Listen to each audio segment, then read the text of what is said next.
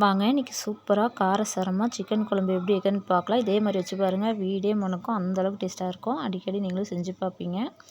வாங்க எப்படி செய்யணும்னு பார்க்கலாம். அதுக்கு எண்ணெய் ஊற்றி 1 ஸ்பூன் அளவுக்கு ஜீரகம் சேர்த்திக்கலாம், 1 ஸ்பூன் அளவுக்கு சோம்பு சேர்த்திக்கலாம். இதெல்லாம் எதுக்குன்னா வதக்கி அரைக்கிறதுக்காக. 1 ஸ்பூன் அளவுக்கு மிளகு சேர்த்திக்கலாம். இது 3 நல்லா பொரிஞ்சு வரட்டும். இந்த மாதிரி குழம்பு வச்சு பாருங்கள், ரொம்ப டேஸ்ட்டாக இருக்கும். புளிச்சு வச்சுருக்க சின்ன வெங்காயம் சேர்த்திக்கலாம். இன்றைக்கி நான் ஒரு 1/4 கிலோ அளவுக்கு சின்ன வெங்காயம் எடுத்துருக்கேன். ஏன்னா எனக்கு குழம்பு கொஞ்சம் நிறையா வேணுங்கிறதுனால. உங்களுக்கு எப்படி வேணுமோ அதுக்கு கூட்டவோ குறைக்கவோ நீங்கள் செஞ்சுக்கலாம் சின்ன வெங்காயம். இப்போ வந்து வெங்காயம் நல்லா வதங்கிடுச்சு. ஒரு சின்ன தக்காளி இப்படி கட் பண்ணி வச்சுருக்கோம், அதையும் சேர்த்து நல்லா வதக்கி எடுத்துக்கலாம். வெங்காயம் தக்காளி நல்லா வதங்கி வரட்டும். இப்போ வந்து கொஞ்சமாக கொத்தமல்லி தழை சேர்த்திக்கலாம், ஒரு கொத்து கருவேப்பிலை சேர்த்திக்கலாம். இது நல்லா சேர்த்துட்டு நல்லா வதக்கலாம். கொத்தமல்லி கருவேப்பிலை சேர்க்கும்போது வதக்கி அரைக்கும்போது குழம்பு டேஸ்ட்டாக இருக்கும். இப்போ வந்து நல்லா வதங்கிருச்சு. 1 ஸ்பூன் தனி மிளகாத்தூள், 3 ஸ்பூன் கொத்தமல்லி தூள், 3 ஸ்பூன் சிக்கன் தூள், 3 ஸ்பூன் அளவு கறி மசாலா தூள் எடுத்து வச்சுருக்கோம். இது எல்லாத்தையும் சேர்த்து நல்லா சிம்மில் வச்சுக்கலாம் அடுப்பை. இந்த சூட்லேயே நல்லா வதங்கி வரட்டும். இப்போ வந்து ஒரு சின்ன தேங்காய், அதனால் நான் ஒரு தேங்காய் எடுத்துருக்கேன், திருவி அதை சேர்த்திக்கலாம். இப்போ இது நல்லா வதக்கி எடுத்துக்கலாம். இது நல்லா ஆறட்டும். ஆறினதுக்கப்புறம் அரைச்சிக்கலாம். இப்போ இன்றைக்கி மண் சட்டியில் தான் குழம்பு வைக்கிறோம். நீங்கள் குக்கர்லேயும் வச்சுக்கலாம், இல்லைன்னா பாத்திரத்தில் கூட வச்சுக்கலாம். எண்ணெய் ஊற்றி கடுகு சேர்த்திக்கலாம். கடுகு பொரிஞ்சதுக்கப்புறம் பட்டை, கிராம்பு, ஏலக்காய், அன்னாச்சிப்பூ, 1/2 ஸ்பூன் அளவுக்கு சோம்பு எடுத்துருக்கோம் குழம்பு தாளிக்கிறதுக்கு. இது நல்லா பொரிஞ்சு வரட்டும். இப்போ வந்து சின்ன வெங்காயம் கொஞ்சம் எடுத்து கட் பண்ணி வச்சுருக்கோம், 3 பச்சை மிளகாய் கட் பண்ணி வச்சுருக்கோம், கருவேப்பிலை சேர்த்து இது நல்லா வெங்காயம் பச்சை மிளகாய் நல்லா வதங்கட்டும். நல்லா வதக்கி எடுத்துக்கலாம். வெங்காயம் பச்சை மிளகாய் வதங்கினதுக்கப்புறமா அரை தக்காளி மட்டும் சேர்த்திக்கலாம், கட் பண்ணி வச்சுருக்கோம். ஏன்னா போதும். இதை நல்லா வதக்கிக்கலாம் வெங்காயம் தக்காளியை.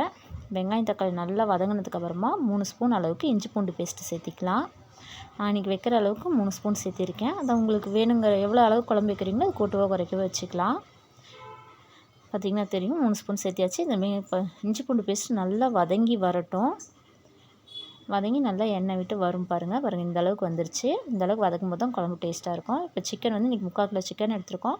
சிக்கனை கழுவி க்ளீன் பண்ணி எடுத்து வச்சுருக்கோம், அதை சேர்த்திக்கலாம். அதை சேர்த்து நல்லா பிரட்டி விட்டுக்கலாம். மஞ்சத்தூள் 1 ஸ்பூன் அளவுக்கு மஞ்சத்தூள் சேர்த்திக்கலாம். மஞ்சத்தூள் சேர்த்து நல்லா வதக்கிக்கலாம். மஞ்சத்தூள் சேர்த்து நல்லா வதக்கி எடுத்துக்கலாம். பார்த்திங்கன்னா தெரியும், மஞ்சத்தூள் சேர்த்து வதக்கியாச்சு. இப்போ இதுக்கு கறிக்கு தேவையான அளவுக்கு இப்போ உப்பு சேர்த்திக்கலாம்.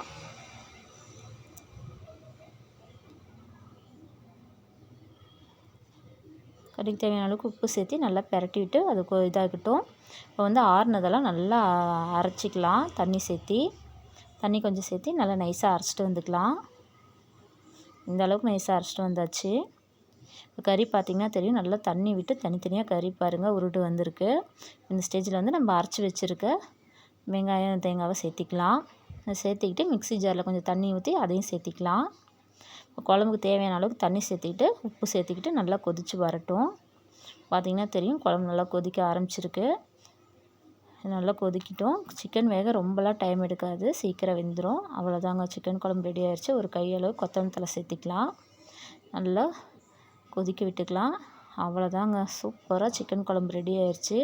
நல்லா காரசாரமாக இருக்கும். உங்களுக்கு வேணால் கெட்டியாக வச்சுக்கலாம். நான் இன்றைக்கி தண்ணி மாதிரி வச்சுருக்கேன். பார்த்திங்கன்னா தெரியும், இந்தளவுக்கு வைக்கும்போதே குழம்பு ருசியாக இருக்கும். இட்லி, தோசை, சப்பாத்திக்கு, சாப்பாட்டுக்கெலாம் சூப்பராக இருக்கும். நீங்களும் செஞ்சு பாருங்கள். வீடியோ பிடிச்சிருந்தா லைக் பண்ணுங்கள், ஷேர் பண்ணுங்கள், சப்ஸ்கிரைப் பண்ணுங்கள். ரொம்ப தேங்க்யூ. நீங்களும் செஞ்சு பாருங்கள்.